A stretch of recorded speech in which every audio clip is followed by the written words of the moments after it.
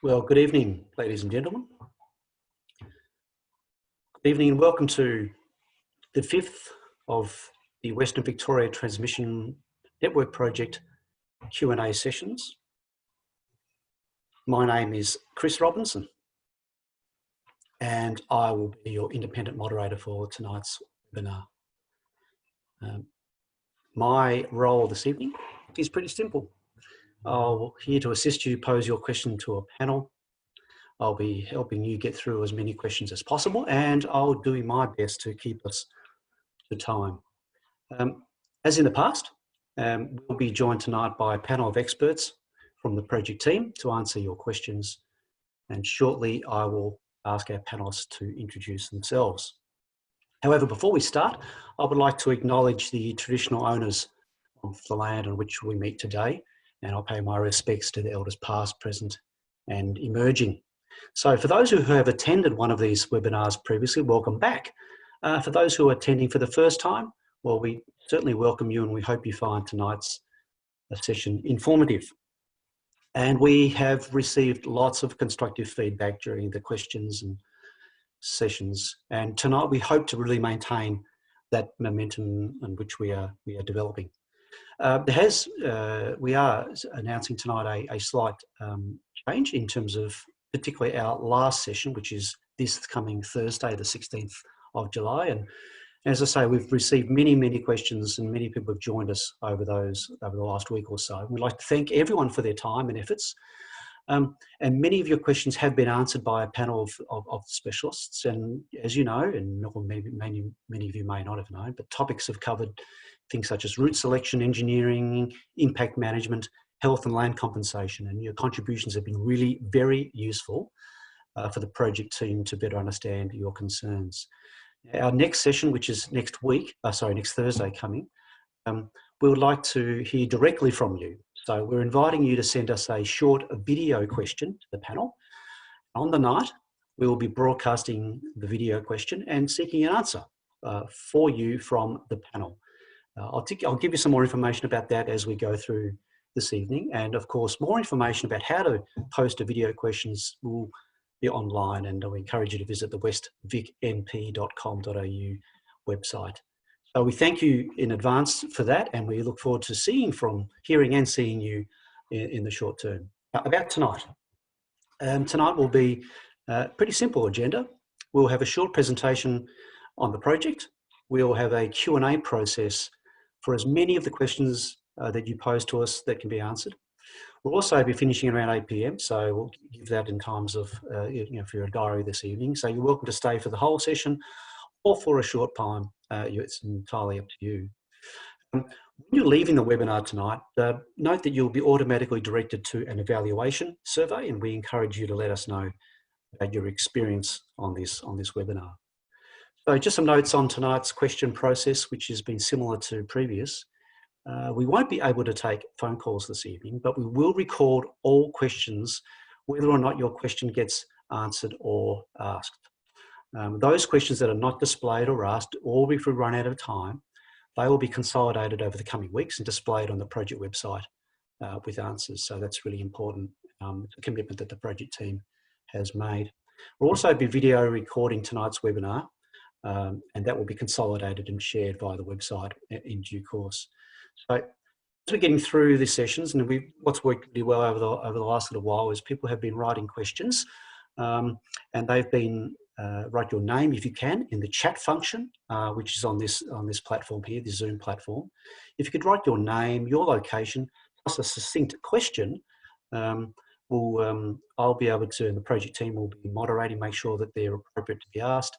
And we'll try to get through as many of those as possible. I'll ask the question on your behalf, and you will display on the screen the name and the question from whence it came. The panel on their behalf will do their best. They've been trying hard to be as succinct as possible with your questions, but they may need to take some questions on notice and follow up later. To aid in how we're structuring tonight, and this is an important note because sometimes people have been submitting a question and I haven't seen their question being asked. We're trying to structure the discussion into topics. Our first series of topics have been around route selection and the project background. We'll have a second series of questions around infrastructure. That might be the size, the height or the span of the works. The third topic will be around bushfire, EMF or safety or risks that have been lots of questions come around that area. There'll be visual amenity and impacts. There'll be questions around compensation, community benefit, and of course around community engagement and any others before we go in the evening. So if you do post a question and it doesn't come out straight away, just bear with us and we'll probably have sorted that into the proper topic so we can focus our thinking at that time. So look, thank you for listening in for the moment. Now I'd like tonight's panellists. I'd like to invite each of our panellists to introduce themselves and describe briefly their role on the project. I might start with our project director, Francisco. Good evening, Francisco. Welcome. Good evening, everyone. My name is Francisco Vizcaino and I'm the project director.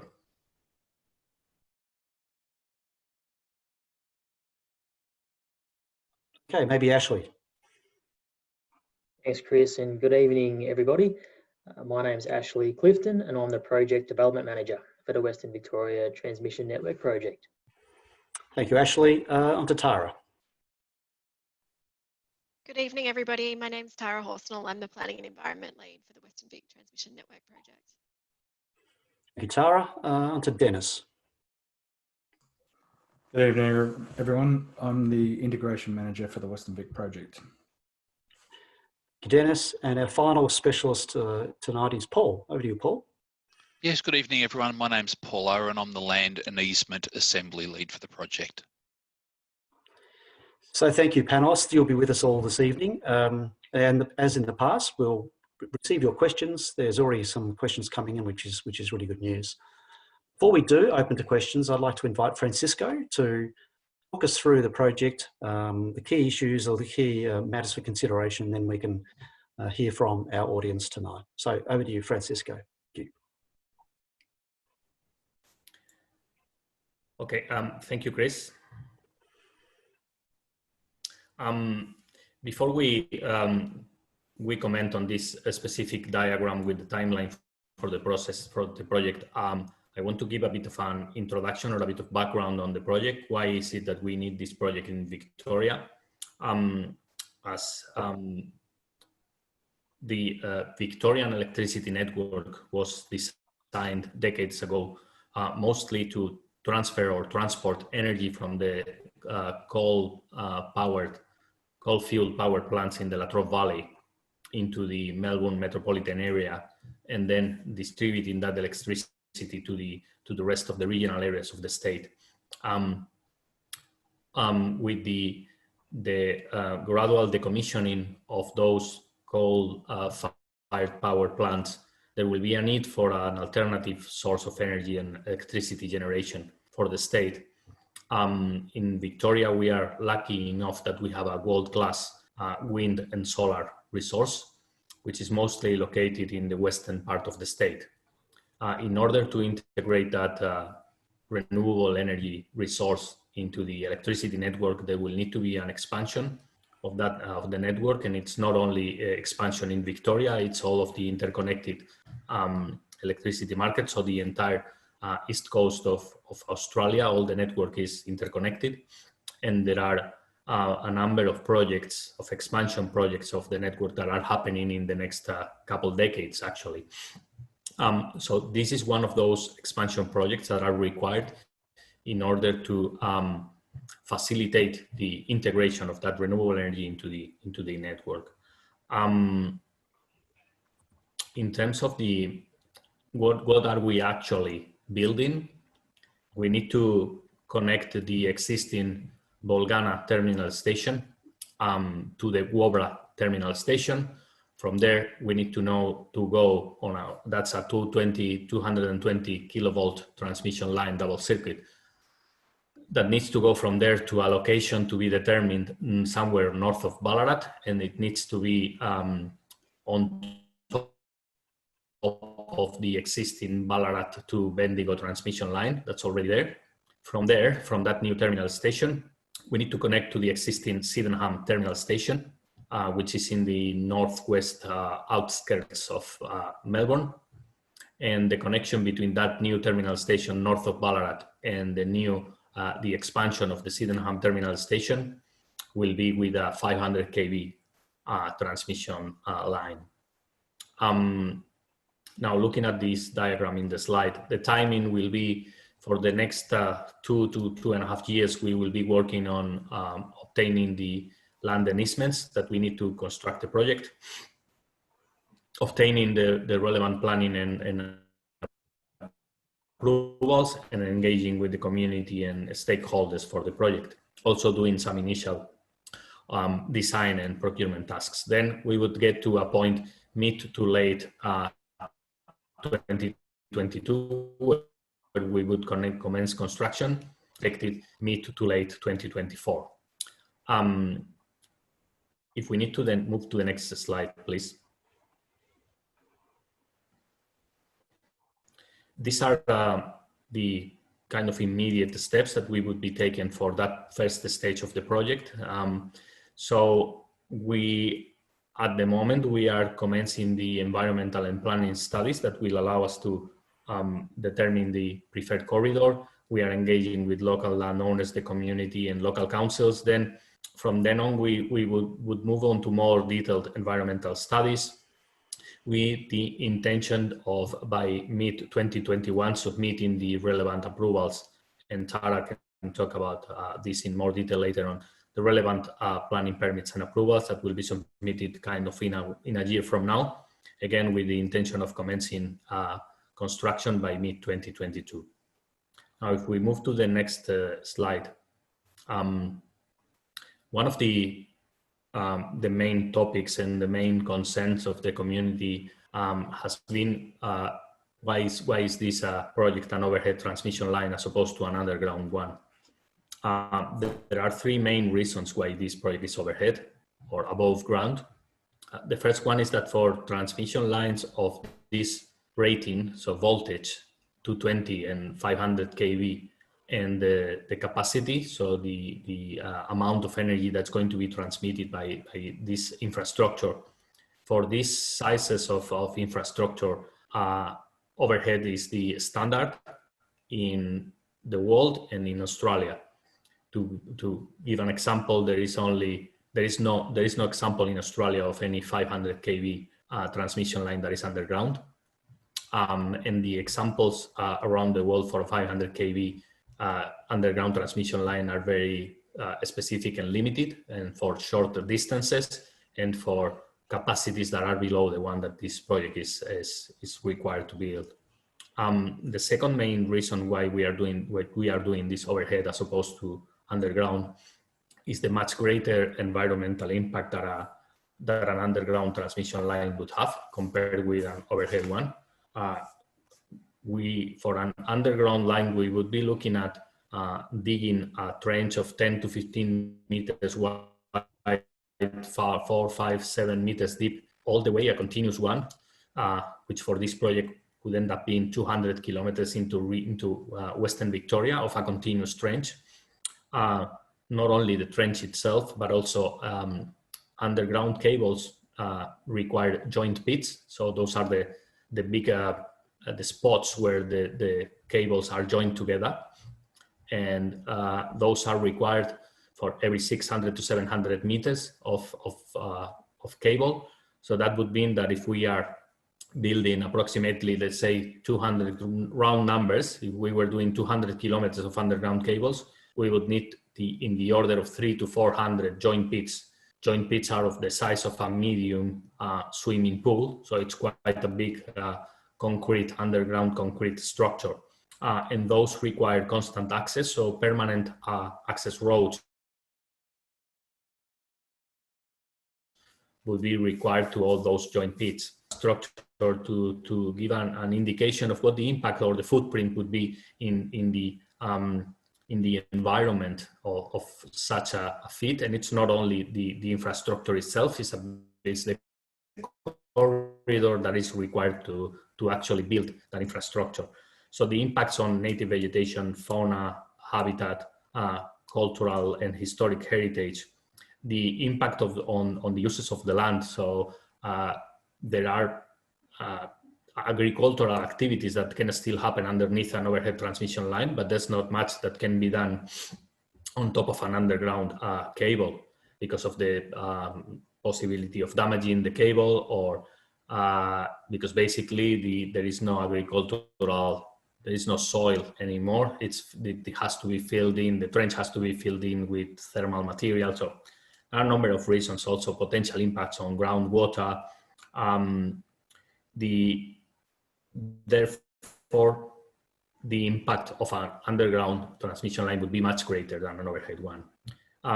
Then the fact that this is not a privately funded project, this is a project that will be ultimately paid or subsidized, funded by the Victorian electricity consumers. So that's households and businesses. The increased cost of undergrounding this line, which would be multiple times, probably around an order of magnitude greater than building it overhead, is something that we don't think it's economically sustainable for the state. Even, you know, as I said, at the end of the day, it's going to be paid by the pockets of all the Victorians. Those are the three main reasons why this is this project. The scope of this project is an overhead transmission line as opposed to an underground one. On the next slide, please. We are showing what the construction of an underground transmission line looks like. This is a project in Germany for a 375 kV cable of a smaller rating to the one that we are building, so less capacity to transport energy. And you can see what the footprint would be of, you know, continuous construction of this type of infrastructure all the way in the order of 200 kilometers into Western Victoria. This is compared to the footprint of building a transmission line, which is basically a square of, say, 60, 70 by 70 meters around the location of each one of the towers, 100 meters apart from each other.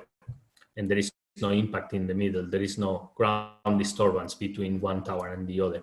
So the impact is much more isolated than when building an underground transmission line. If we move to the next slide, please. Another one of the main concerns that we've heard from the community is about the visual impact of the transmission line, which is something that we cannot deny. Of course, there is visual impact, but we wanted to show what examples, real life examples look like. So I took some screenshots from Google Earth of existing transmission lines in Victoria, which have a similar, if not identical, geometry to the ones that are in size to the ones that we would be building for this project. The one we are looking at now is a 500 kV section in Western Victoria, around Cressy, I think it is. And this is how those towers look like from 300 meters distance. So the next one is from 500 meters, and the next one, please. This is from 1 kilometer distance. Again, this is to provide an impression of how it looks in an existing location. Next one, please, is another similar example of what a completed terminal station looks like. And this is before it's the landscaping and the vegetation screening is completed. So this ended up at this one, which is the Haunted Gully terminal station, again near Lismore in Western Victoria. This was surrounded by some scrubs, bushes, some vegetation around it to screen it visually from the surroundings. So this is not the way it looked at the end. This is before all that vegetation was planted. Also noting that all the steel structures, the shiny steel structures that can be seen in this terminal station, typically lose that ability to reflect light once they get corroded after a few months of being installed. So that helps with reducing that visual impact. So it's kind of After a few months, they are not that shiny, is what I mean. Next, next slide, please. Again, trying to find an example of existing infrastructure that is similar, if not identical, to the one that we would be building. This is what the double circuit 220 kV lattice tower looks like. This one is in the western suburbs of Melbourne, in Laverton North, and the photo is taken, or the screenshot is taken from a location, I think it's 80 meters from the base of the tower. Next one, please.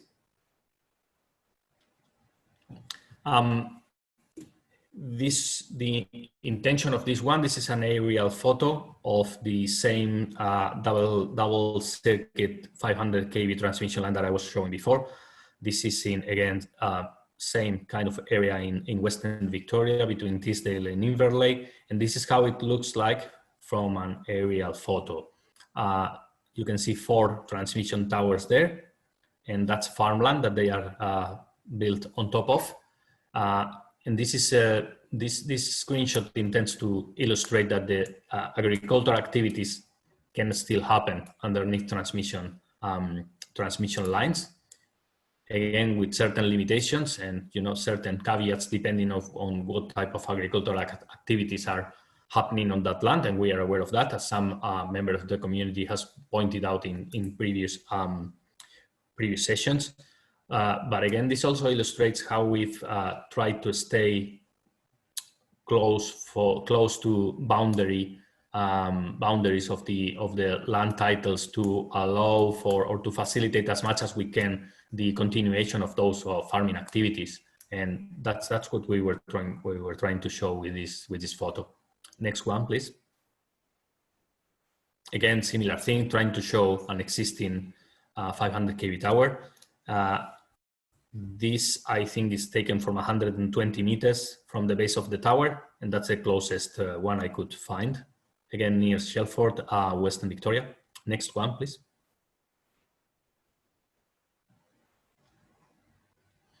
Now, this is a photo of an aerial photo, again from Google Earth, of the Listerfield South area in southeast Melbourne. There is a corridor there of around 200 meters that hosts 7 transmission lines in there. The blue lines are 66 kV lines. The purple ones are 220 kV lines, and the orange ones are 500 kV lines.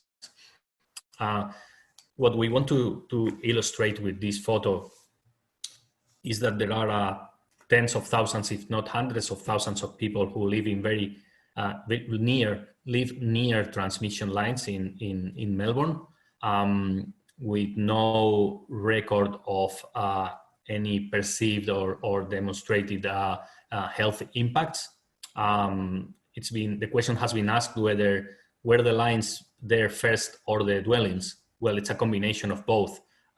Some people moved in knowing that the transmission lines were there, but also some of these transmission lines were built after the dwellings were there.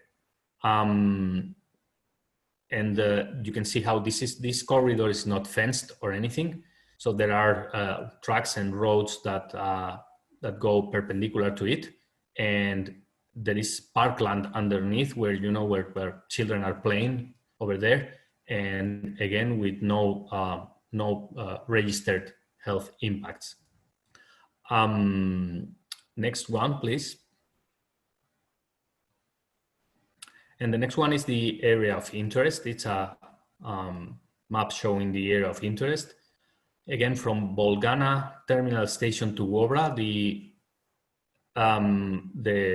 area of interest is narrower because the new transmission line, the intention is to build the new transmission line in parallel to the existing one. And that's as per best practice from an environmental point of view and visual impact point of view. New transmission lines are best built in parallel and adjacent to existing ones, if possible, and maintaining the stepping. That means building the new towers next to the existing ones. From Wobra, and going eastwards, there will be a transmission line in that existing line between Ballarat Terminal Station and Bendigo, which is north of the diagram. On that blue line, on top of that blue line is where we need to build a new terminal station on a location to be determined. Then we would connect from Wobra to that new terminal station with a 220 kV line, and then there will be a new 500 kV line that would need to go from the new terminal station all the way to Sydenham terminal station. Again, the area of interest in this area, in this part of the project, is wider because there is no existing transmission line that we could build next to. There is no infrastructure of this scale that we could follow between Ballarat, the location north of Ballarat that we would need to build the new terminal station in, and the Sydenham terminal station. And I think, Chris, at this stage, unless any of my colleagues want to elaborate on any of the points that I've made, I think it's time for taking questions. Thank you, Francisco. Look, we might also give your internet a bit of a break as well. It was struggling for a bit of that, so apologies for some of the breakdown, but we got most of the message there, Francisco. We've been receiving some really good questions since you've been describing the project, Francisco, and a lot of them are about route and about route selection. So maybe I might just onto those straight away. In terms of description around route choice. Now, John and Natalie have emailed us, and they want to follow up on a description that they gave during a meeting on the 11th of July, which was a meeting on the webinar, that the Western Freeway was a possible route. So can you explain why this is a feasible consideration, given it would run across productive farmlands and many small residential properties? Maybe Ashley, give Francisco a break. Is that something you can talk through, Ashley, regarding the Western Freeway being a possible route? Yeah, thanks, Chris. And yeah, look, as we have mentioned in previous sessions, we are exploring existing infrastructure routes within the area of interest, and the Western Highway, it does sit within the area of interest, and we are considering and exploring that as to determine the feasibility. So just to be sure that it is considered as a possible option, Western Freeway easement? Yeah, look, it sits within the area of interest, and we are definitely considering and investigating that further. Okay, just on the area of interest, stay with us, Ashley. Further emails from John Bradley have come through, and they said, why have only a few property owners within the area of interest received direct correspondence from AusNet, given the formal approval stage of the project is about to commence? If you are considering other potential routes within the area of interest, when will you notify those landholders, and will you extend the consultation process? So Ashley, could you talk us through the engagement process with route, and what does that mean if you've been receiving letters or not been receiving letters, Ashley? Yeah, look, not a problem at all, Chris. So firstly, I guess will say that at this stage, given the early nature of the project, we don't have a final route determined for this infrastructure. We are investigating the entire area of interest. As was mentioned, there are a number of landowners in particular areas within that broader area that have received letters relating to the project. And that's all part of a progressive approach and a staged approach. So letters, we commence sending letters, starting at the western part of the project, by the Bulgana end, and working easterly back towards Sydenham. Letters were sent to areas within the project where we would like to get further information and understand the area in greater detail. We continue to progressively send these letters out to landowners, as I said, starting in the west and working our way east. And we will continue to take that approach and continue to send letters out to areas where we need to gather further information and understand the areas in greater detail. Particularly with the 500 kV section of the area of interest, the section between Ballarat and Sydenham, it is a large area. In some areas, it's over 10 kilometres in width. So as we continue to engage with the community and collect and gather feedback and information, continue to undertake further investigations and work our way through that area, we will continue to send letters to additional areas where we need to get further information.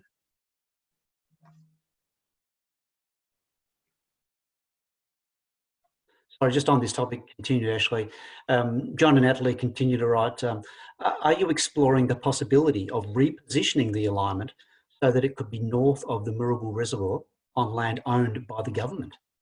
Seems sensible. Is that something that's in your area of interest? Look, as I said, the north of the Murrugu Reservoir, if it's within the area of interest, then yes, we are looking at assessing that entire area. We are focusing on the area of interest though, and within that area, that's where we're looking to gather further information and refine that area down to a project corridor.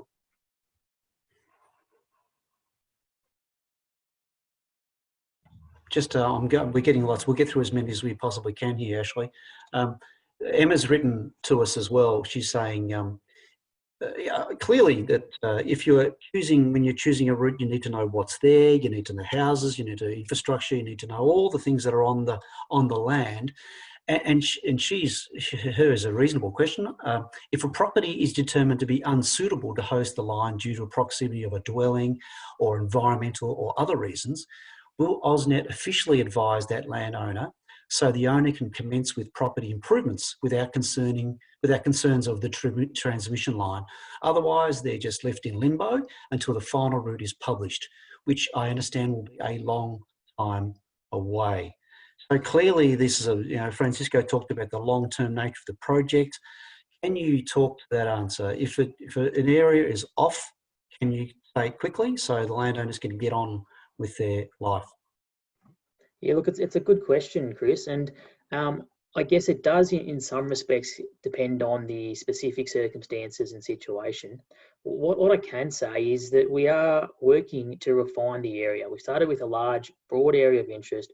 We want to refine that down to a project corridor, and from there continue working to refine that down to the final transmission corridor or the final transmission route for where the infrastructure is located. So we'll continue to engage consistently with all the landowners, with the community, and depending on the individual situations and circumstances, we will look to or seek to ensure that as we update and as we refine that area, we keep engaging and informing the landowners and the community. I'm going to keep going with this. This is bringing of interest, Ashley, and others. Denia has written to us tonight saying, what happens to existing houses or farm buildings located within easement of the finalised transmission line route? Francisco, you showed an aerial photo of the agricultural activities occurring under a rail, under the overhead transmission line. But what happens if there is farm buildings located inside or underneath? What happens to those? Yeah, look, our intention is to locate the final location of the easement to ensure that there are no dwellings located within that easement. In terms of agricultural buildings or other structures, again, the project is intending to be designed and to refine that area so that we can avoid, where possible, or minimise where possible, impacting on existing structures. But yeah, definitely, when the final easement corridor is determined, there won't be any dwellings located within that easement. Ashley, to what extent could you describe the ability for the final route of the overhead line to carefully zigzag around important physical or cultural areas of significance? What's the capacity realistically of the transmission line being able to do that? Yeah, look, it's a great question, Chris, and that's one of the real benefits for overhead transmission lines, that there is opportunity to strategically locate the transmission line corridor and then further microsite the specific towers. And this really allows the project to minimise and avoid constraints where possible. So as the project continues to progress through the planning and the approvals process, and we continue to get a greater understanding of the existing conditions and the feedback that we're collecting from the community and other stakeholders, that allows us to sort of determine and where we can most sensitively locate this infrastructure to minimise and avoid impacts. But yeah, look, that's a great question. That really is the key. One of the key benefits of overhead transmission lines is that we can locate the towers in strategic locations, and then we have the ability to span across areas where there may be existing constraints or other challenges that need to be avoided or minimised. It seems like you're some distance off the detailed design or the exact route. Actually, you're still doing the research of what's important, what's there, what you need to know. Is that really where you're at? Yeah, exactly right, Chris. And without having a finalised route determined, it's very hard to speak to specifics.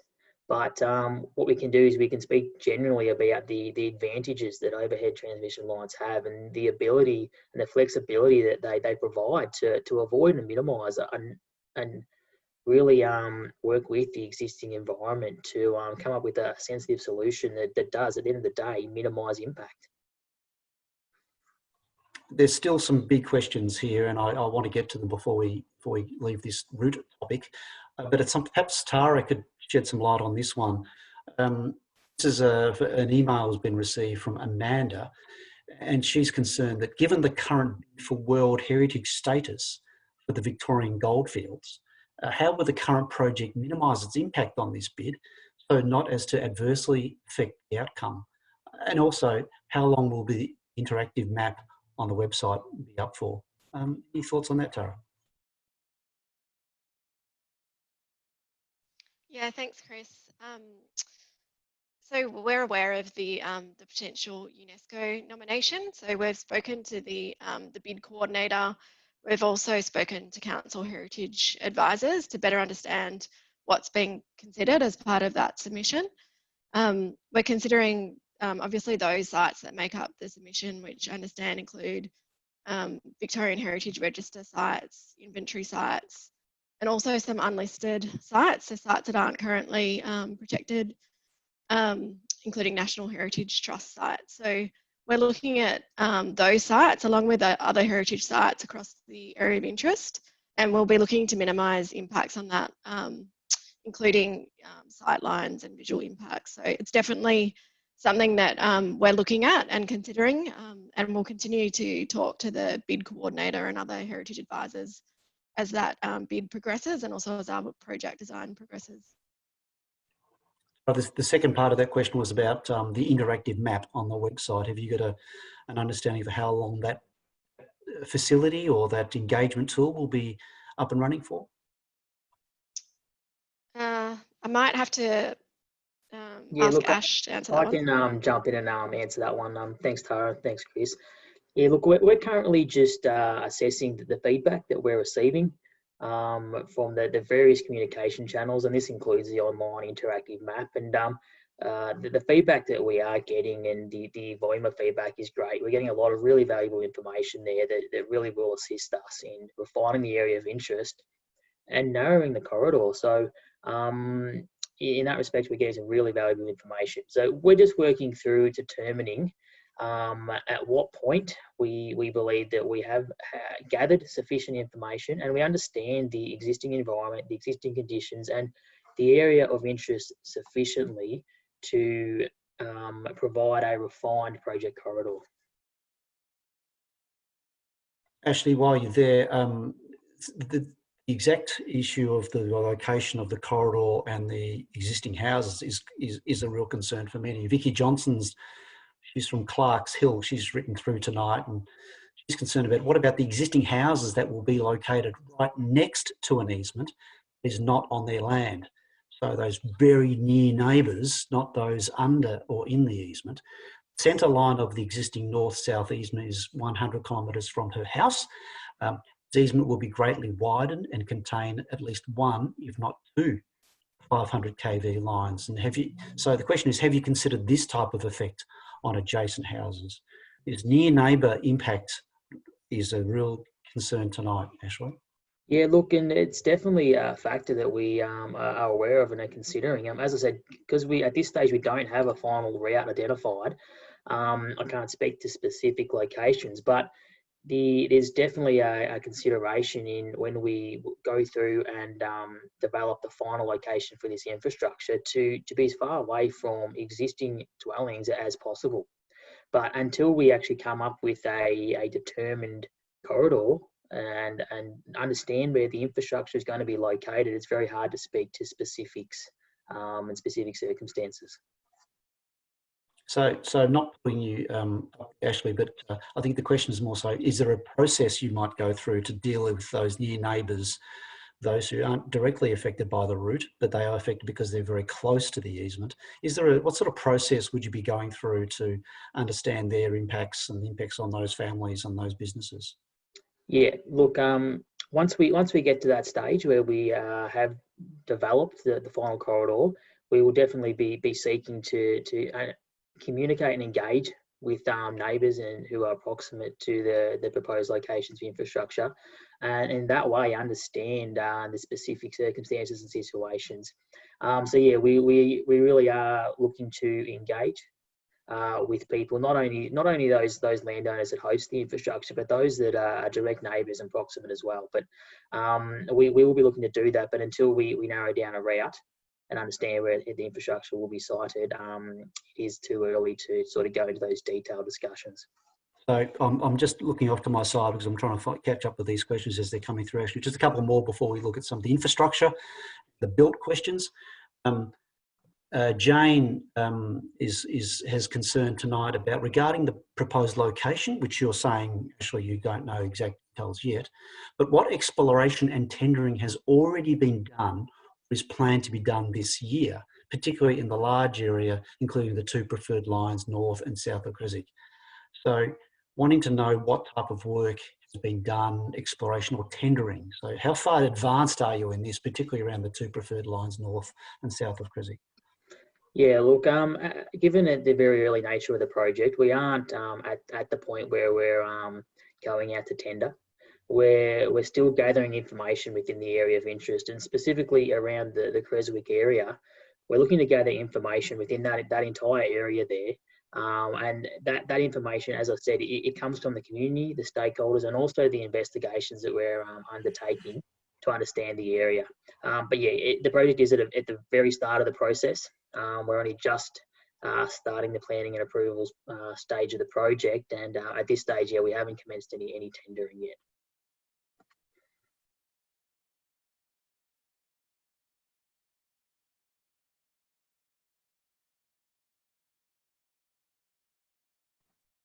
Sorry, Chris, I think you're on mute.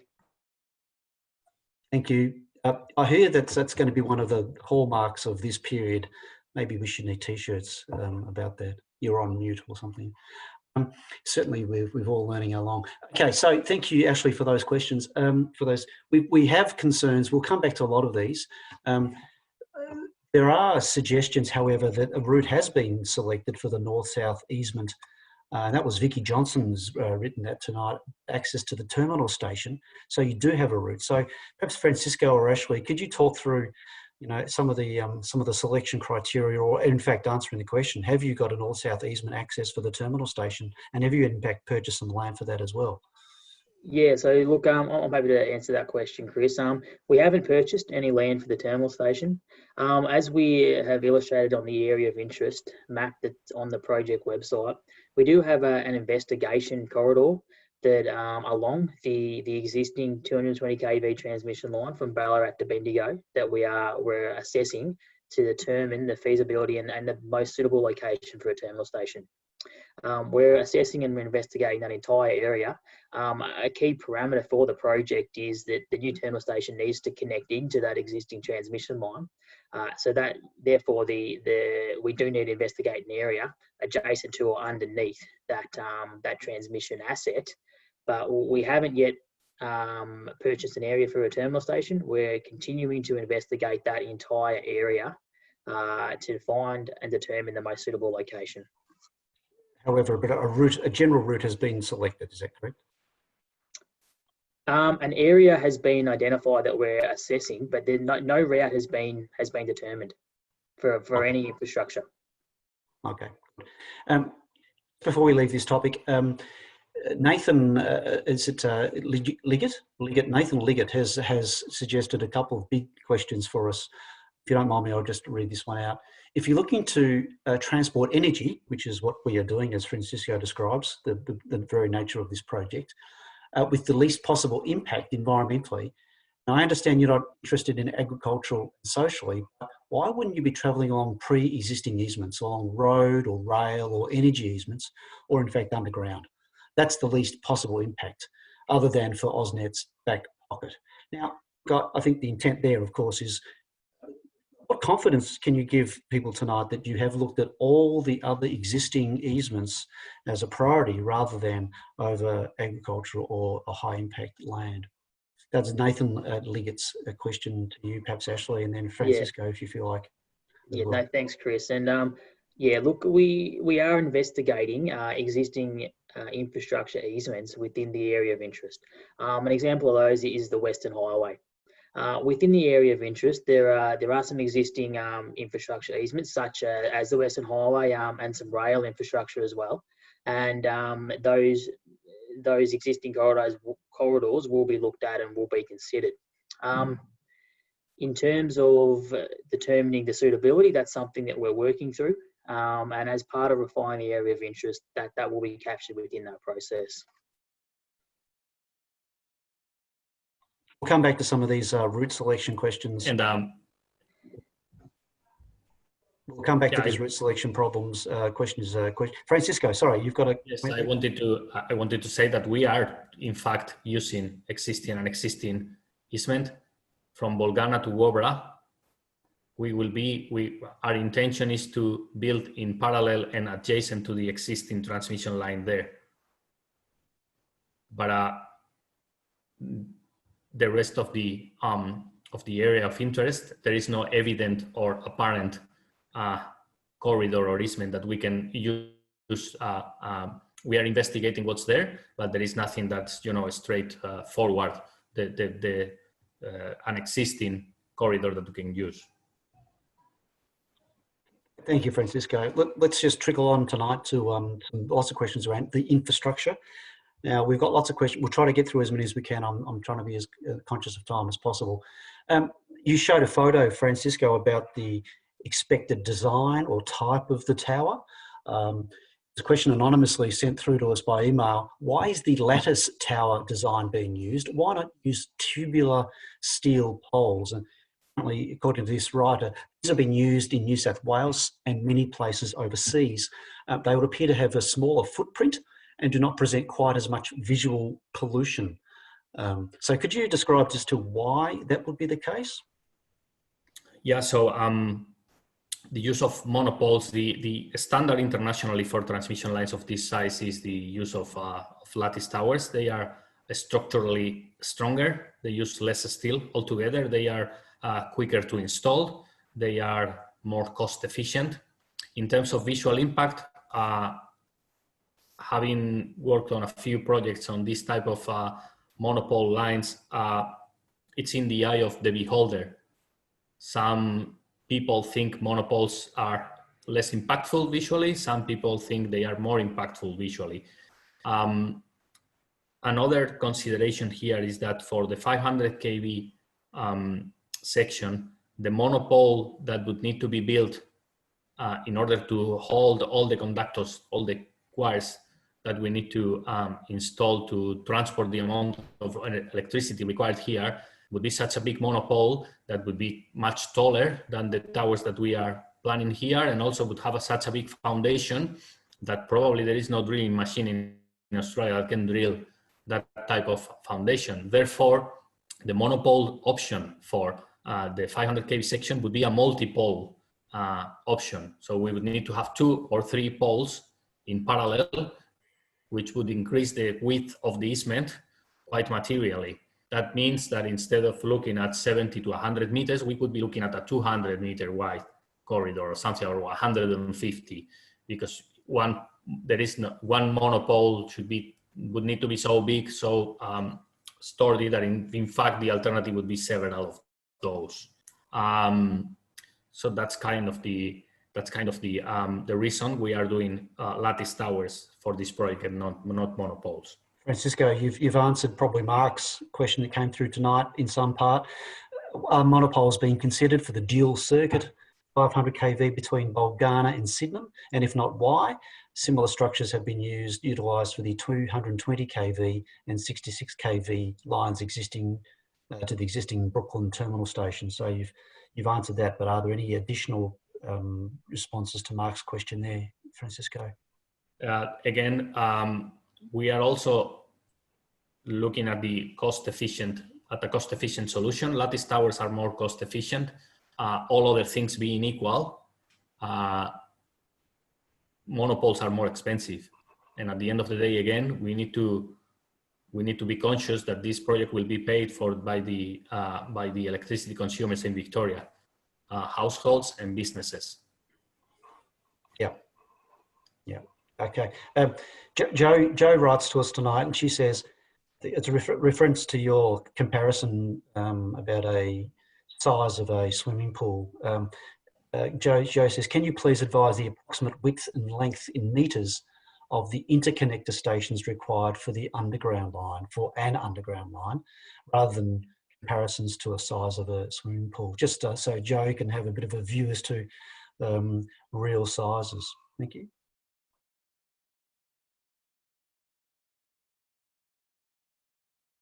Sorry, but Mike, I lost him, please. I'll repeat that. There was Jo said, can you advise of the approximate width or length in metres of the interconnector stations required for an underground line? The joint pits, that would depend on the design design parameters that would need to be confirmed, but we would be looking at something like 10 to 15 meters long, 8 to 10, 12 meters wide, and something like 4, 5, 6 meters deep. And that would depend, it would be different from, those would be smaller for the 220 kV, would be larger for the 500 kV. It would depend on the configuration of the cables, so it's variable, but that's kind of the size. Whilst you're here, and we've got some internet with you, Francisco, I'm going to ask you this one. Mark's written through tonight and asked the question: has AEMO, which is the Australian Energy Market Operator, considered a 500 kV DC option? He says yes, it's underground. However, it may present a less environmental impact when compared to the AC equivalent. Trench widths are narrower and shallower. The Sued link, I think that's what he refers to, the Sued link in Germany is an example of the possibilities, and it runs triple the distance when compared to the Sydenham-Bulgana line. So any thoughts on that, Francisco? I can probably answer this one if you like, Francisco. Yep, go ahead, Ashwin. We've lost Francisco for a moment. Yeah, look, one of it's a good question, talking about high voltage DC. HVDC really is generally used on point-to-point connections, where there is no other connections in between where it starts and where it ends. Key parameters of this project require a connection at Warborough Terminal Station, a connection to the existing Ballarat to Bendigo 220 kV transmission line, and then connection to the Sydenham Terminal Station as well. So it's the key advantage of a DC system is that it's a point-to-point connection, and if you were to use a DC system, it does definitely create some challenges for additional connections into that asset. So the question is, has AEMO considered that as an option? Would you be able to share some thoughts on that, Ashley? The scope of the project is for an AC connection. Sorry, we lost you there, Francisco. You said the scope of the project was... Yeah, sorry, Chris. As Francisco was saying, the scope of the project is for a AC overhead transmission line.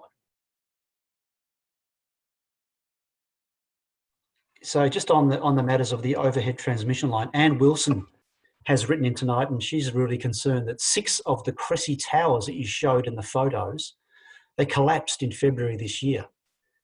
These were one of your projects. As you constructed these and using them as a sample, does not instill confidence in me that it would not happen in this project.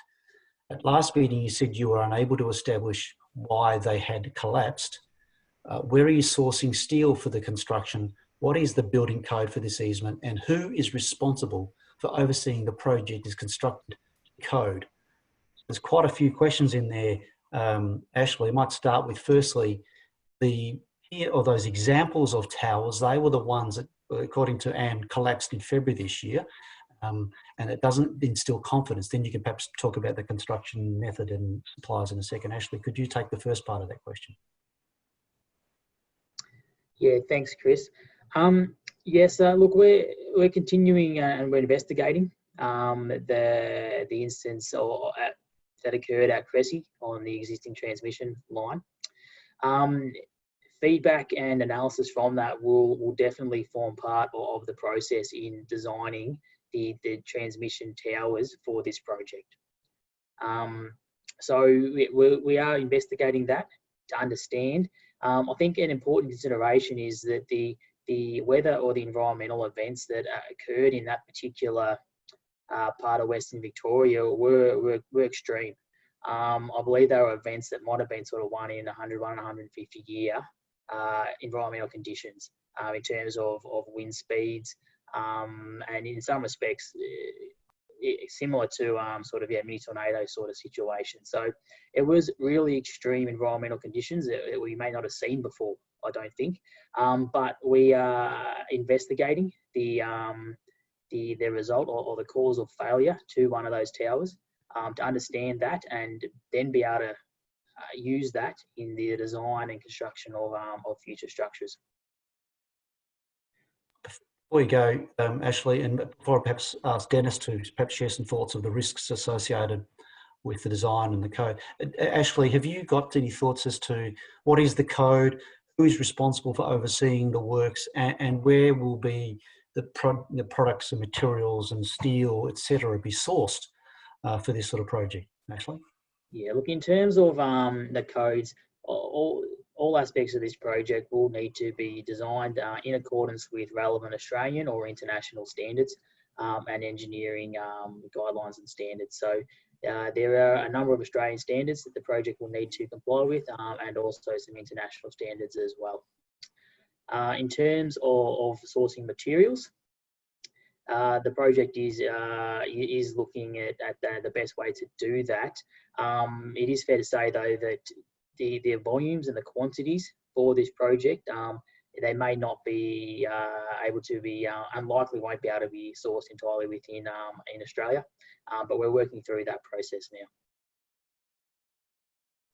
now. Yes, Karen, you've been interested particularly in the safety and risk and those sorts of issues around major infrastructure projects for some time. Is there anything you'd like to share in terms of these considerations in the design for this particular project? Yeah, sure. So Ashley's correct that when we design a tower line or a distribution pole line, it's all designed to Australian standards. There is standards that are applicable mainly to power lines and so forth. And then there's standards on this type of steel you use, et cetera, et cetera. The one key point that we should probably highlight here is that along with designing and constructing this tower line, AusNet has also been engaged to own and operate that power line and maintain it for its life. So it's in our own interest to design and build a line that will not fail. Now, the event that occurred back in February was a freak event. We're still trying to get to the bottom of what actually occurred there.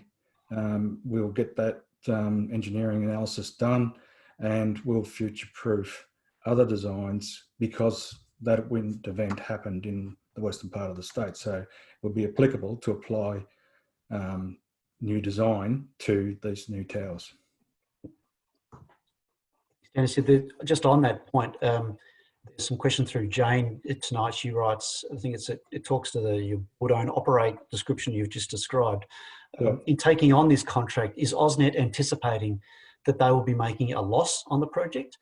Can you please explain what you mean by consumers having to pay for the project? Just some extra further clarification about that role would be very helpful, Dennis and Francisco. Okay. Yeah. So the tender is, we're asked to provide a bid to design, construct, and maintain and operate, as well as own the asset for the life of that asset, and that's predicted to be 50 plus years. In terms of who pays for that line to be built and who will pay for it to be maintained and so forth, that is the all Victorian electricity users pay for that asset. So they pay for that through their tariffs, through the network tariff that goes on their bill on a quarterly basis. All infrastructure in Victoria is paid that way, or electrical infrastructure. So the consumers of Victoria won't have an additional levy or an additional charge to pay for these works, or? Oh, well, it will be. So their network charge will essentially go up from the time that the line is being built. The cost of building the line determines how much that network charge goes up. Right. Okay, so look, thanks, Dennis. There's lots of questions. Well, I'll come back to you shortly, Dennis, in a moment. But before I do, I'd like to say, have a quick pause and say, for those who've just joined us, thank you. We're at session number 5 of the really interesting Q&A sessions today. I really thank you, everyone, for participating. We're hearing from our expert panels. We've got Paul, Tara, Dennis, Francisco, and Ashley, who are taking lots of questions on board. We're getting lots of questions online. The questions coming through from the chat function below on your function here, and also online and via email. So we appreciate those coming through. We've had 40 or so questions come through, and we're getting through as many as we possibly can. So thanks for helping. And sadly, Francisco, you are dropping in and out from time to time. That's why Ashley and Dennis and others are coming in nicely and helping out where they can. So thank you for everyone there. We've got a stack of questions, Dennis, just as I mentioned, on things about bushfire health and impacts. And clearly, that's a real concern. We talked just a few moments ago about an example of some failure of previous power lines. An email from John and Natalie, and I think fire is a particular. We've just come off a very, very tragic fire season just past summer. And they've asked the question, have you considered that placing the transmission lines north of Mirrabul Reservoir would create a strategic fire break north of the growing populations and assets of the townships of Gordon and Wallace and Balloon and Bacchus Marsh? So I sense they're saying, well, that's a great design benefit of having a power line going north.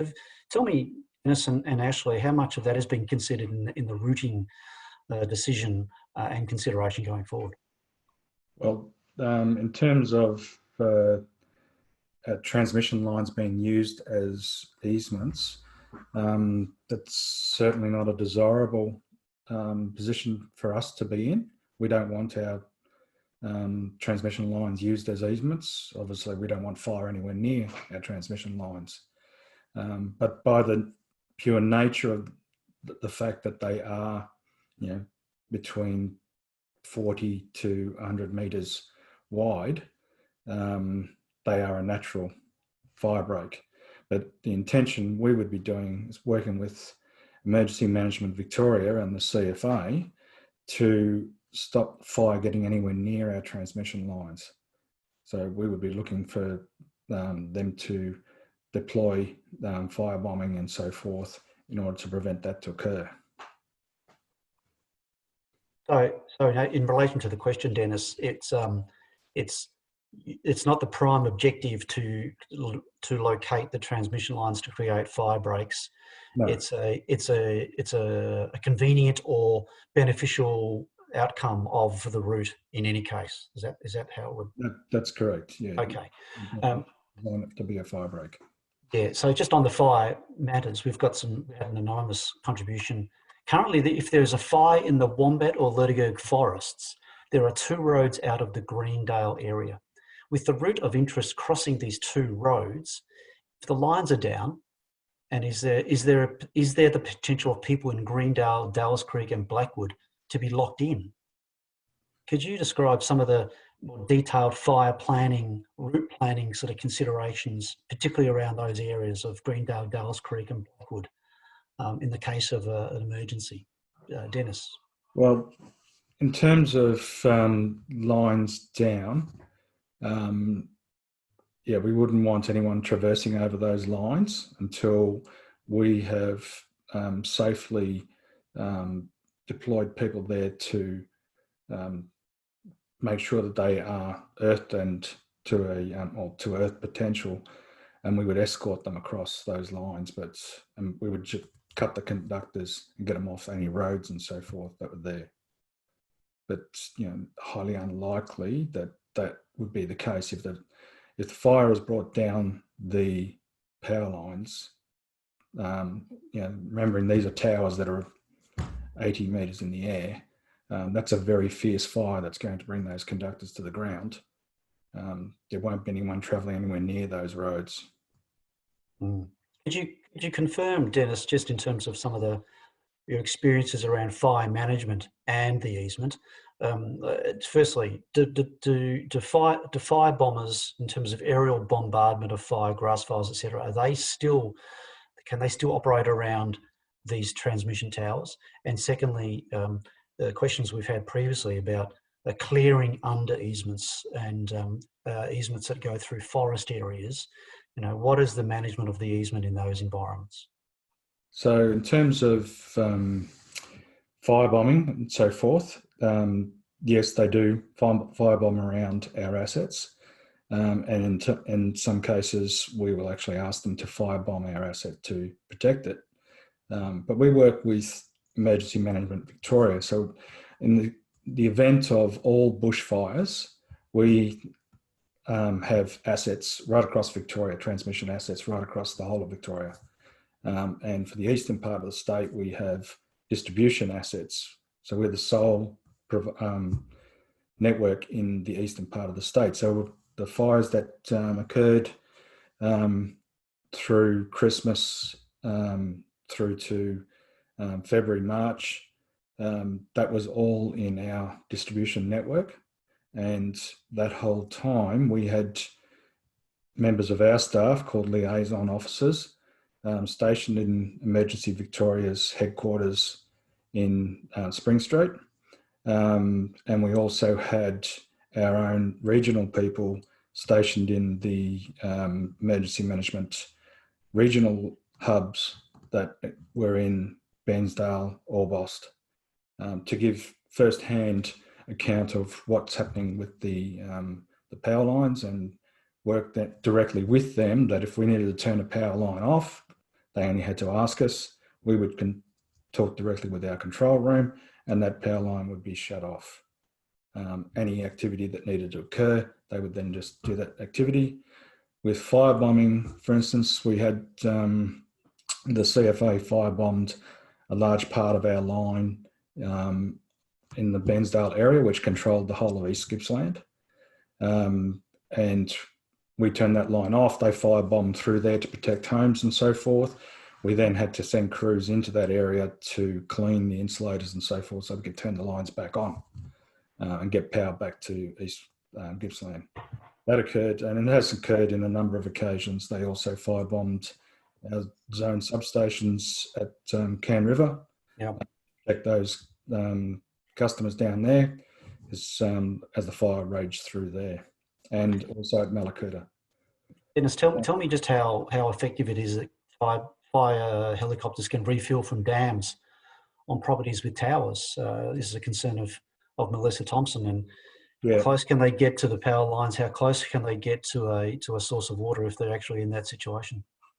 Yeah, so they can get fairly close. The main point would be that anyone commissioned to fly helicopters for the CFA or Victoria will have locations of our power lines built in. So they will know where our tower line is. The pilots will, in some cases with their transmission network, they have it built into their navigation system. So they know where they are. In terms of how close they get, they know how close they're allowed to fly to power lines. There is a restriction zone for pilots normally, and they would have to comply with that. Helicopters, we have helicopters flying within 1-2 meters of power lines doing work. It's all about how you fly the helicopter and who the pilot is, and they'll be, if they're commissioned to work for the CFA doing firebombing, they'll be fully trained and know our assets. We're on the matter of safety and risk here. We're talking to Dennis McCrowan, who's got some considerable experience in these matters. Dennis, there's also some personal health questions coming through in terms of personal health risks.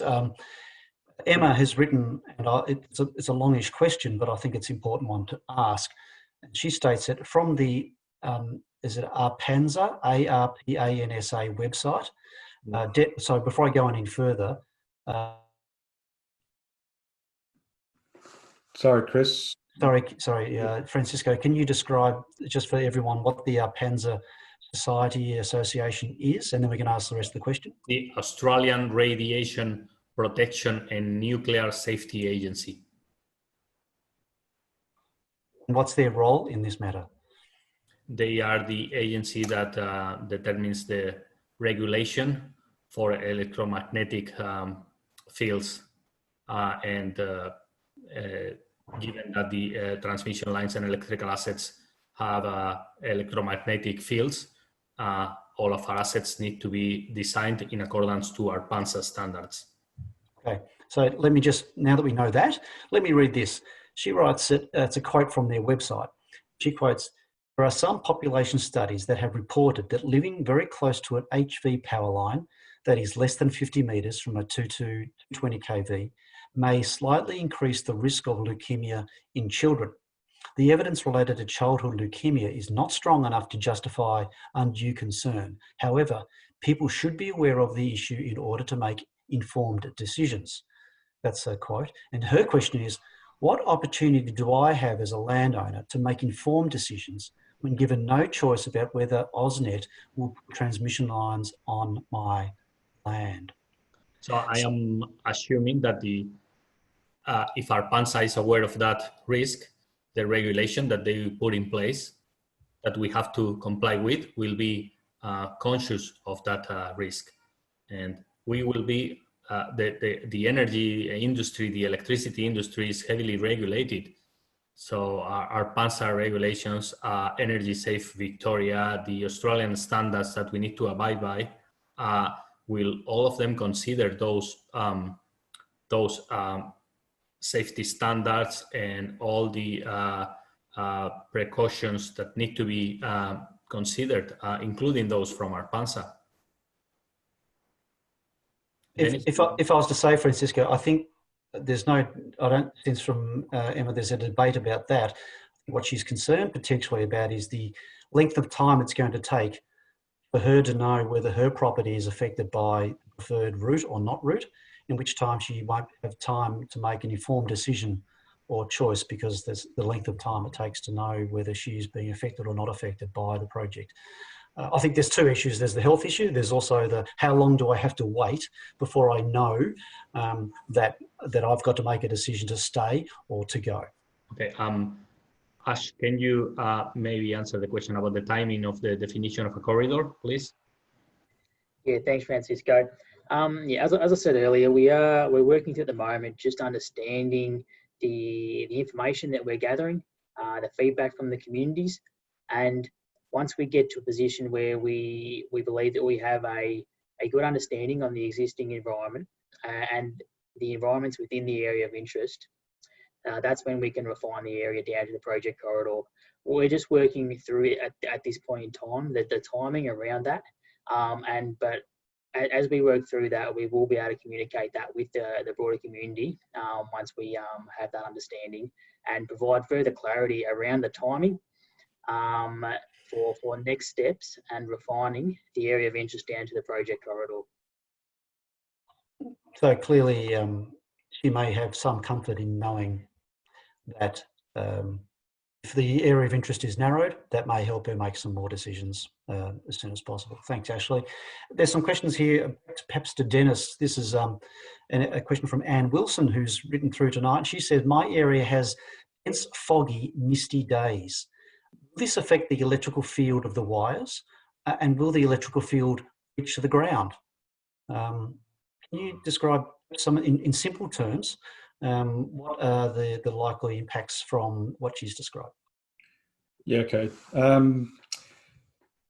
So fog and mist and so forth won't affect rain for that matter as well, won't affect the power lines. They're constructed in such a way that they have enough separation from phase to phase and phase to earth that they can't track. I'm assuming that's what she, sorry, who was it that... It was Anne, and I think it's also a bit, maybe the moisture in the air. Yeah. Is that like a conductor of electricity from the wires to the ground? I think that may be where she said it. And that's correct. It is. There is, the moisture in the air will be conductive, and that's why the electrical clearances are maintained so that it can't reach. So it effectively can't flash over because of the distances. So you're aware of that as an issue, as a risk, and design has accommodated those potential hazards.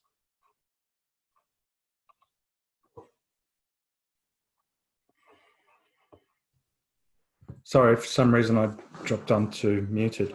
Yeah, that's the basic design around all electrical apparatus. There's a set parameter for every voltage level. And that's how the size of the insulators you use, the distance above ground, the clearance between phase and phase, that's all designed in. Yeah. And let me point here that the transmission network in Victoria is thousands of kilometers long, and has been there for decades.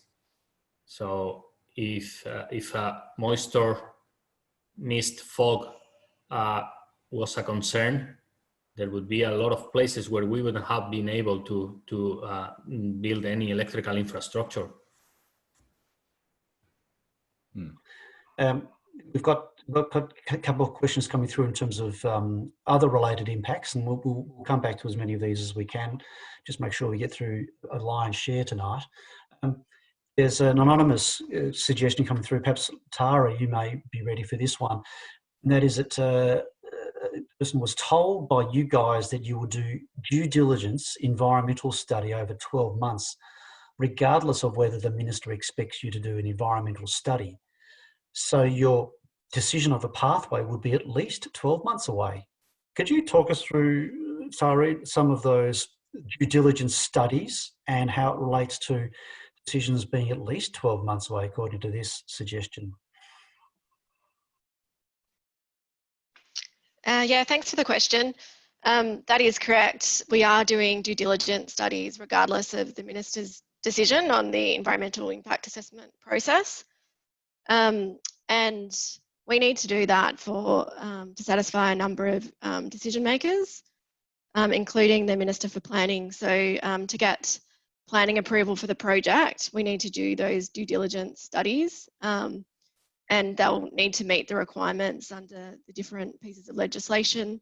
So over the course of the next 12 months, we will be doing those assessments, including seasonal survey.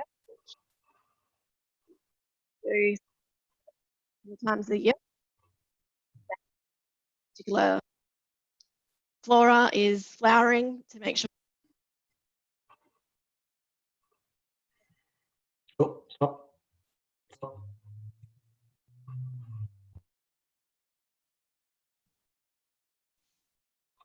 We lost you a bit during the seasonal studies, the seasonal flowering, and those types of longitudinal things. Tara, could you repeat that again? Yeah, sorry about that. So it will take at least 12 months to get through those studies. There are some seasonal,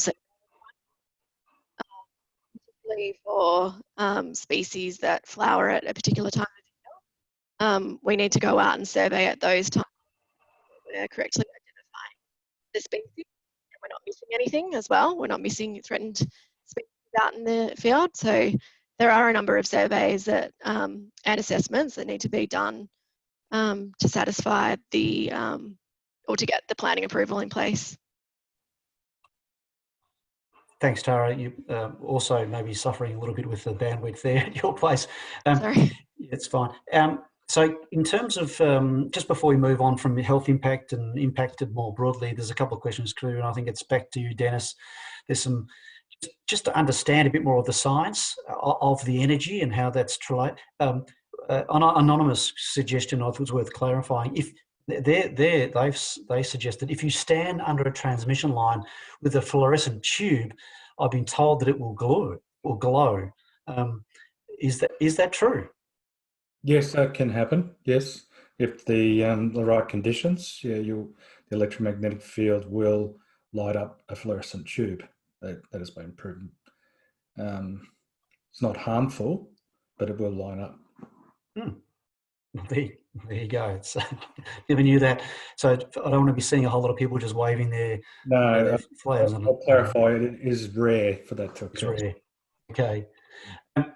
So just in terms of on this matter of the clearances and the electrical pieces, anonymous email tonight as Francisco told us last week, the wires were a minimum of 15 metres above the ground. Only 15 metres, someone asks. So Francisco, Ashley, can you clarify in a consistent way what is the expected clearance minimum of this, and does it depend actually on the span or the location or the location of the towers? Can you talk us through what's the minimum head clearance, if you like, expected on the project? Yeah, so as a minimum on the 500 kV section, as a minimum, I think it's 16.7 or something like that, between 15 and 17 meters at the bottom point of the span. Okay, so there's a catenary, the conductor describes a catenary curve from one tower to the next, and the bottom point where the conductor is closest to the ground, the clearance to ground needs to be, I think it's exactly 16.7 meters on the 500 kV section. That means that for the rest of the conductor, the clearance is much larger than that. So that's the 16.7 is only at the shortest or smallest clearance, and that's exactly as per the ARPANSA EMF regulations. That's deemed as safe, the safe distance or the safe clearance that the transmission lines needs to maintain to ground. And Ashley, could you further describe the likely location or the distance between the towers? What's the expected range of distance between towers in the final design? Yeah, thanks, Chris. Yeah, sorry, Francisco. Yeah, look, the span length between the towers, it will vary depending on the final location and also elements such as topography. But generally, it sort of will range from sort of 450 to sort of 550 meters. But it really is that's a range at this stage until the final route is determined and individual tower locations are known. It's hard to give specific distances and details. Actually, you talked earlier about the micro-siting. So that's an example of whether there's some rolling hills or there's high points or low points. The detailed design may change the width of the span or the location or the zigzag nature of the alignment. Is that correct? Am I reading this correctly as you described? Yeah, exactly right, Chris. As sort of saying, if the span was across sort of two ridges or two high points, obviously there is potential opportunity for a larger span. The span distance is all based around ensuring the appropriate separation distances from the conductors between each other and the conductors and the ground. And making sure that, as Francisco said, that minimum distance of 16.7 meters is achieved. So topography does have an influence in making that determination. So just to be clear here, Francisco and Ashley, clearance under a 220 kV line is expected to be what? That's a couple of clarifying questions coming through. I cannot say exactly what the 220 kV is, the clearance for the 220. I'm quite sure for the 500 kV, as I said before, is between 15 and 17. I think it's 16.7 exactly, but there's also, that's a preliminary design. Detailed design would determine exactly what the required clearance is. On the 220, it's a bit less, but I don't remember exactly what the clearance is. So perhaps some of those can be followed up after today, and we'll make sure that on the answers to a lot of these questions, we're going to follow up on some of the more details there. Just before we move, Tara, hopefully you've got some connection back, because there's some really interesting questions just about the timing of decisions. So a question came through earlier about I need to make some decisions about my property and about impacts, etc. And so anonymously, some people are saying, so confirm that a decision can't be made for 12 months. So it's 12 months minimum before we get the final decided. Is that right, Ashley and Tara? Hi, Chris. Hopefully you can hear me okay now. So we are going through the process, as Ash and Francisco mentioned earlier, of narrowing down that area of interest to a refined area or corridor. So as when we're in a position where we've completed all the studies, we've collected information from the community and landholders, and we're in a position to identify a preferred corridor, we will do that, and we'll come back to the community and share those results of those investigations and the summary of the information that we're getting from community and landholders. So it won't necessarily be at the conclusion of the 12 months, but at the conclusion of the 12 months, we will definitely have an alignment or a route that will be put in front of the Minister for Planning to make a decision on. Okay, so it's not the exact detail, but it's an alignment that is more firm, more narrow, and people may be in a better position to make decisions about their properties then. So just as we're ticking through here, just with you, Tara, it seems like you've got some good connection. Could you talk us through just when the environmental due diligence studies will occur and when they will cease, just to be clear on whether they include what type of things? Are they including just heritage, or what sort of other studies are included in the environmental studies? Yeah, so there's a long list of studies. So we're looking at biodiversity values, surface water, groundwater, agriculture, economics, social. What else have we got? There is a long list of studies, EMI, so we will be getting a specialist to explain those health effects as well. So there is a long list of studies that will be completed over the next 12 months or so. We'll be back to the community and sharing our findings of those studies. So we'll be consulting a lot as we progress. And I don't think there was another part of your question. Sorry, Chris. No, you've answered that. That's great. Sorry, Chris, I can't hear you. Thank you. Just in terms of the visual impact, there's a real concern tonight, and I've noticed this previously, and I'll read the comment, and I think we can all reflect on it, and perhaps Tara take the lead. You realise that people who live in your area of interest have chosen to do so for the views that they are able to enjoy every day. After turning off the freeway, they get to see rolling green hills, and the stress of the day instantly melts away. Your project will take all of this away for thousands of people. How is another route not being considered, one that doesn't impact the visual amenity of multiple townships and thousands of people? Now, I wanted to ask a question and also to share with you some of the concerns, obviously, that are being felt. So you've talked a lot about the routes, but you confirm again about landscape. How are the assessments, and what routes are you choosing to minimise the impact on visual amenity and landscape impact, Tara? Yeah. So yeah, understand the concerns. I just want to provide some reassurance that we haven't actually got a preferred route. We are looking at the broader area of interest. So as part of the studies that are taking place at the moment, so some of which have started, is the landscape and visual assessment. So part of the work we're doing now is understanding what values there are in the area. So somebody mentioned earlier the UNESCO heritage bid. We're looking at all heritage sites across the area. We're looking at tourist routes, significant landscapes throughout the area, as well as proximity to dwellings, and considering how we can place the infrastructure to minimise those impacts. But we do recognise that there will be some unavoidable impacts, but we'll be using topography and other natural barriers in the landscape to try to minimise those impacts.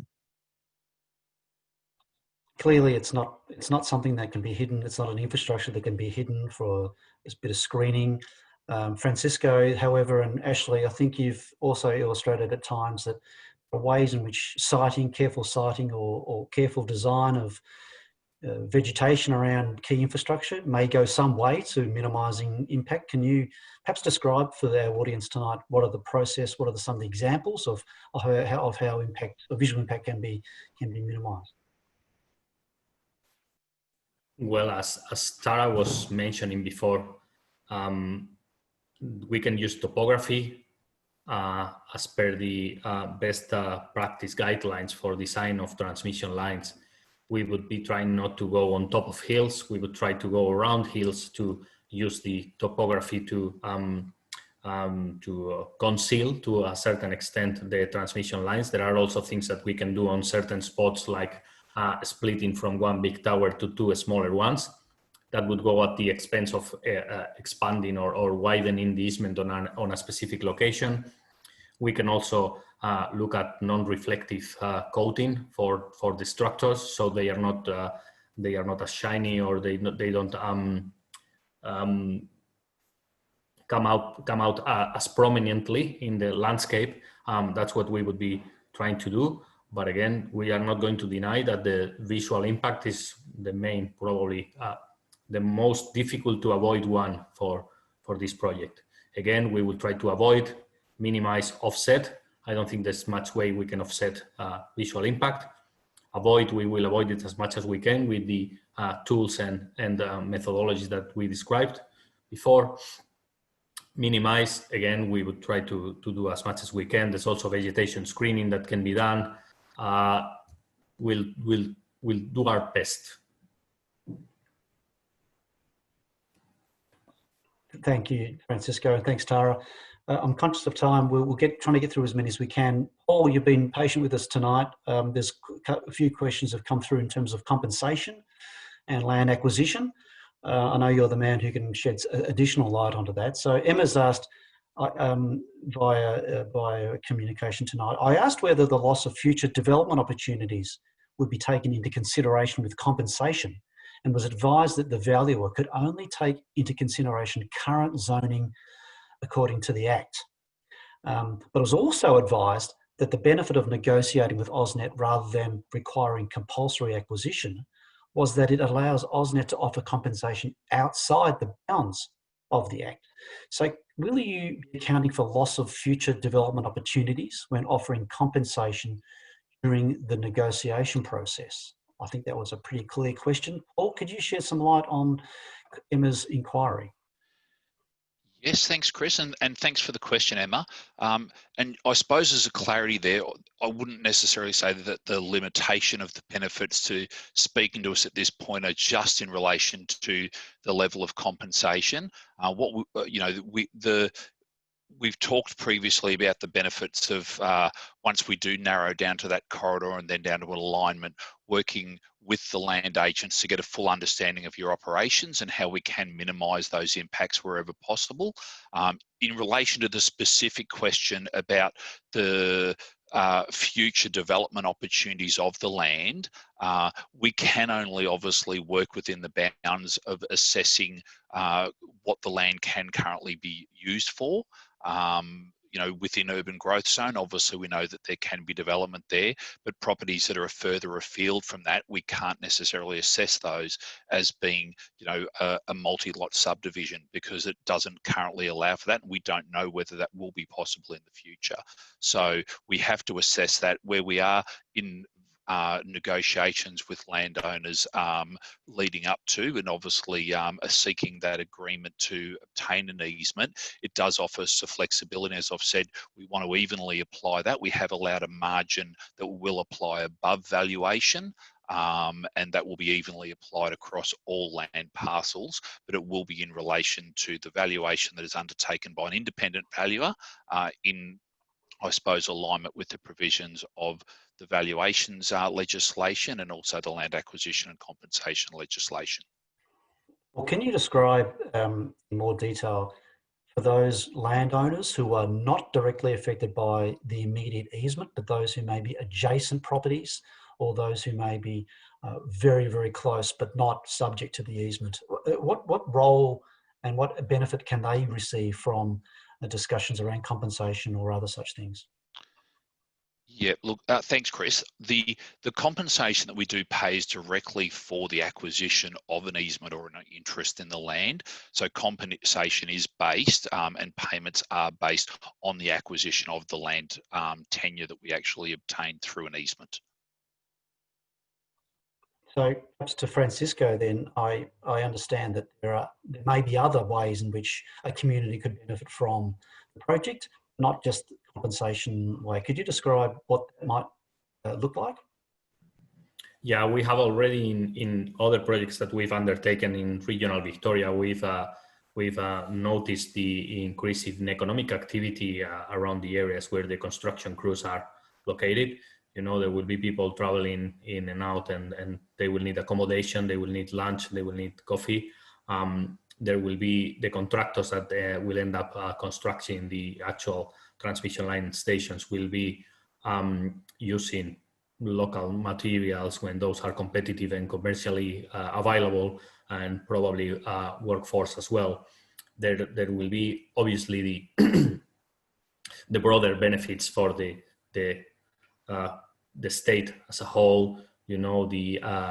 There are already several communities in regional Western Victoria that have noticed the increased activity and life in their areas due to the development of wind farm and solar farms in their shires, and we expect that this project will enable that type of economic development in those areas. There is also a community benefit fund that will be established for this project, and the allocation of the funds from that fund will be determined with close collaboration with councils and members of the community. So we are looking at a number of channels for benefits to circle back into the community from this project. Francisco, clearly you said it's in development. Is there an estimate to what that might be worth in terms of dollar value to local community groups or projects? It's a multi-million-dollar fund, and again, it's still in development, and there will be avenues that will be communicated to the community about how their input is going to be incorporated in the allocation of those funds. So work is progressing there, Francisco, and I think the community will be very pleased to hear some of those. It's now 20 to 8. We're going to wrap up shortly, but there's lots of questions unanswered. So rest assured that these questions are being collated. And to that very point, Anne and Emma and Denia have been writing about community engagement tonight. Anne starts off with concern that she's sent many questions to AusNet over the last 2 weeks. I've only received one response. When will I receive answers to all my questions? Emma follows up with, I've sent 2 mails to AusNet, haven't received a response. Can you confirm whether all questions, objections, correspondence will be replied to, and what the time frame for response is? So maybe Ashley and Francisco, could you talk through the process for getting back to many people who are obviously concerned? They're taking the time to write messages. What's the plan there? So we have quite a backlog. We have been receiving plenty of questions. The community obviously is interested on the project, and we are now navigating through all that backlog and working on providing responses to all the questions that we've been receiving. And I apologize to Emma for not having responded diligently and quickly, but again, we're working through it. We apologize because yes, we have not been as responsive as we wanted to be, and we are working towards fixing that. Francisco, clearly COVID has changed the way we're engaging across all sorts of areas of industry, but particularly on high impact projects like this. And Inia writes, do you feel your consultation process potentially affected landowners and users has been adequate given the COVID distancing restrictions? As such, can these online sessions be considered enough to deem the public having had an opportunity to have their say? Will be a significant number of landowners, e.g. the elderly, would regularly be attendees at face-to-face meetings, but don't feel confident enough with technology to attend a Zoom meeting. So Francisco, could you reflect, and Ashley perhaps on that, and maybe just give our community tonight the confidence that you're looking at other alternatives as time and permission allows? It's a challenge, obviously. It's a challenge. We are not going to deny that. We would rather be sitting in a nice town hall having this conversation with landowners face to face. Unfortunately, we all have had to adapt to new ways of working.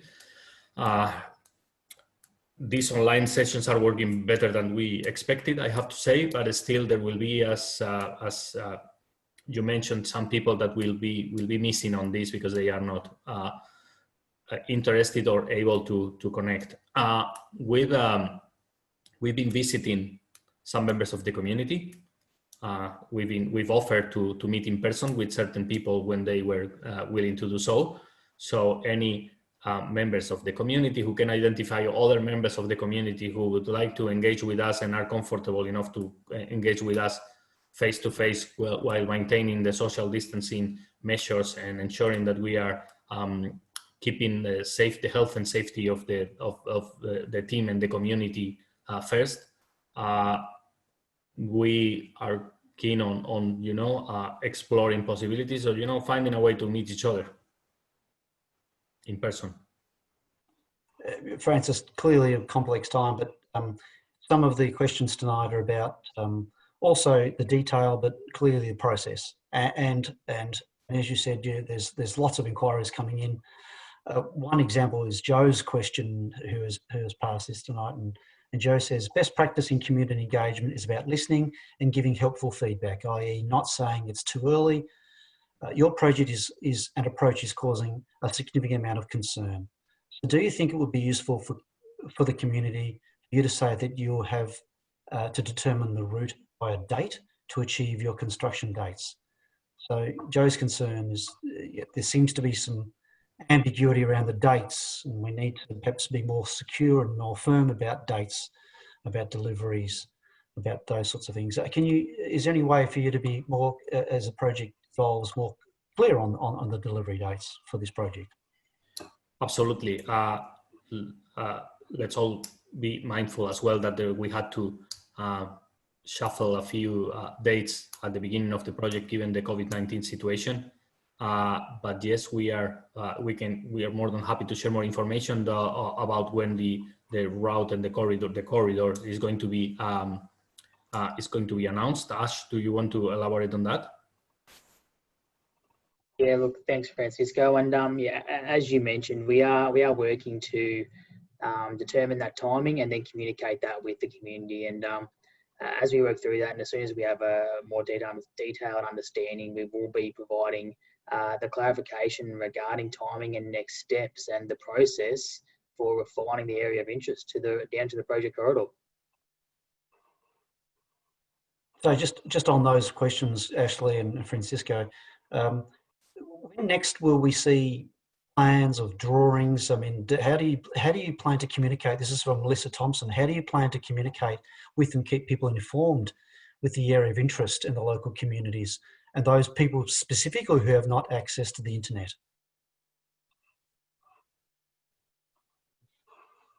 Yeah, look, we are continuing to explore a whole range of alternative communication and engagement methods and techniques. Obviously, ensuring that we are aligned and consistent with the COVID-19 guidance from state and Commonwealth governments. In terms of communicating the process from here, we will be looking to provide this information on the project website. And we're just working through the best way to provide that and represent that. The online interactive web mapping tool, in my opinion, has been quite successful. So we are considering whether we, as we move forward to refine the area of interest to the project corridor, we use a similar sort of engagement method and provide the refined area via a similar sort of interactive tool that allows people to again provide information and detail specific to that refined area. But yeah, we're working through that, and we will definitely be aiming to communicate that, the process and the timing as soon as we can. Thanks, Ashley. Look, we've got through. I don't know how many questions tonight.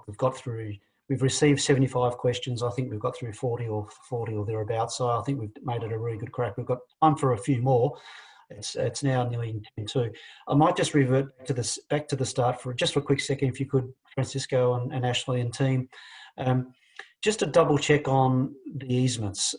Lots of communication coming through still about,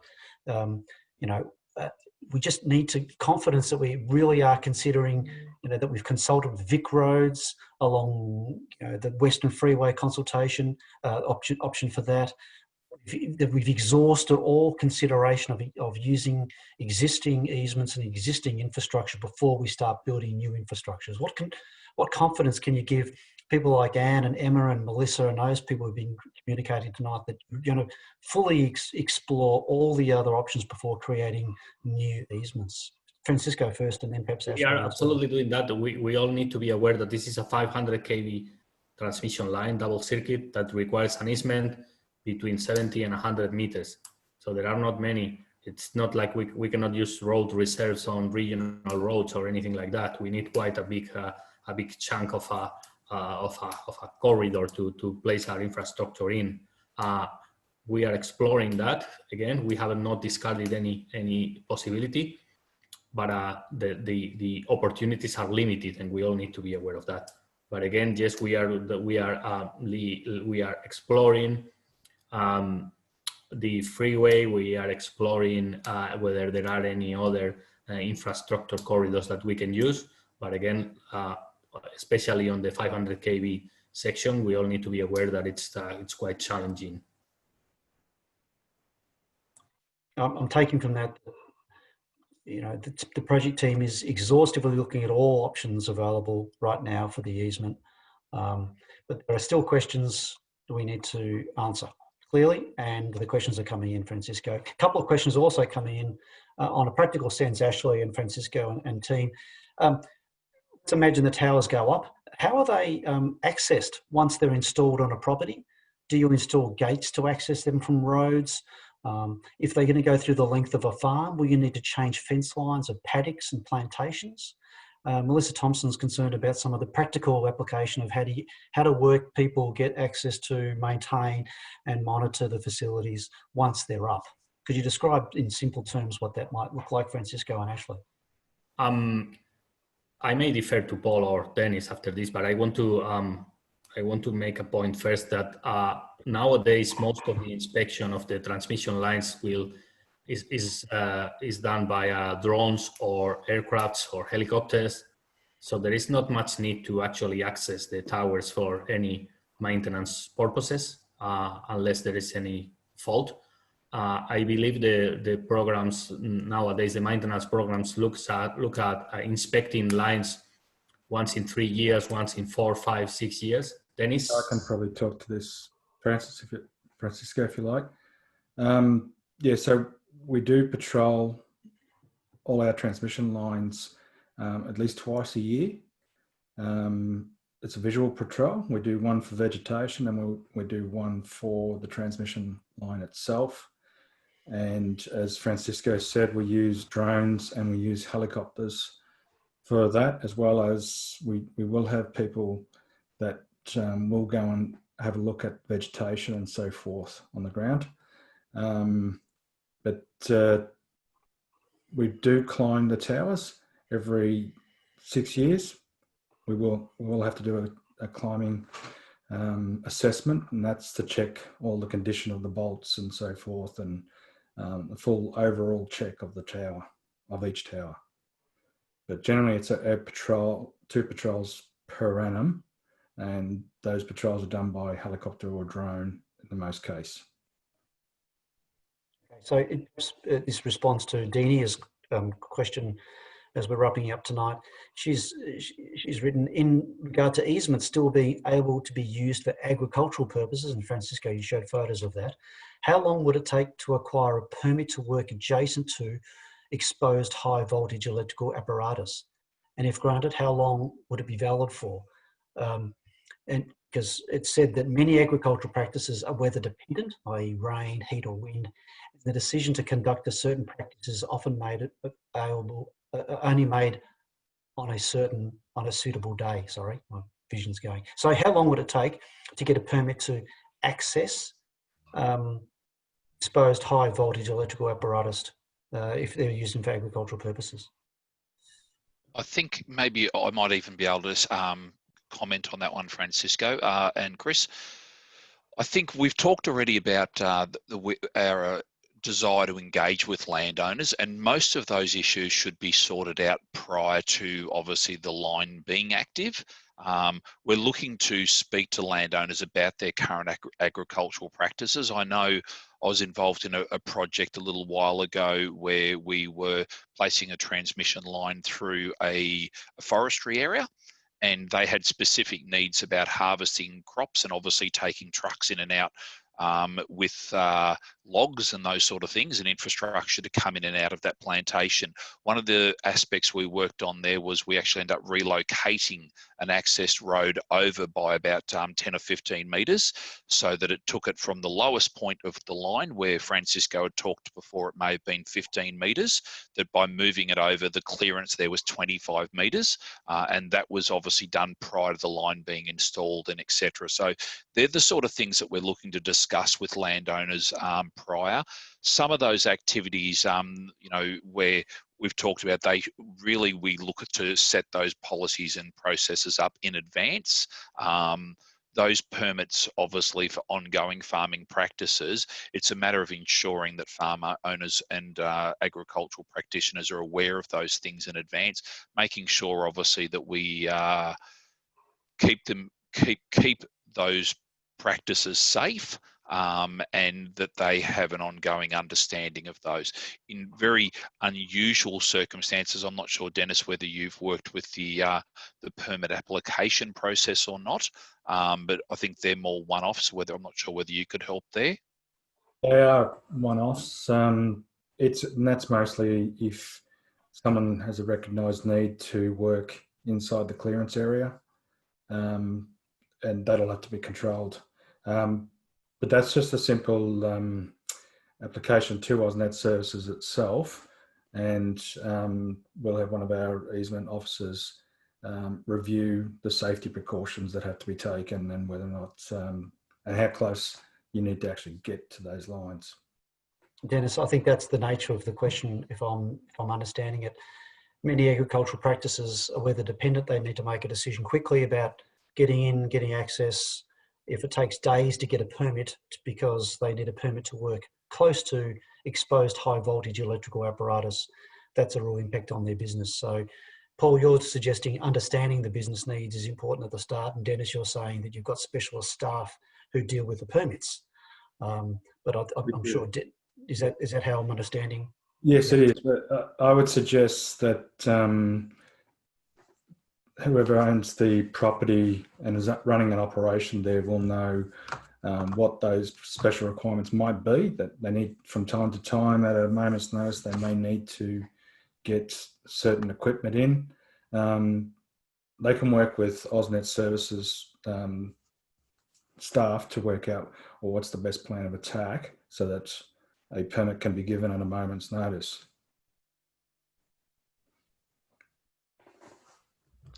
Thank you very much, everyone, for joining us this evening. We've had a tremendous range of questions come through. We've had 80 or so questions submitted. There's been dozens of you here with us tonight. So firstly, thank you for spending time with us this evening on the 5th of these sessions. I did say at the start that there will be a slight change on the 6th program, and that's coming up on Thursday night. So just as a matter of clarification, you're invited to tell your friends and others, if they wish, to send us through a video question.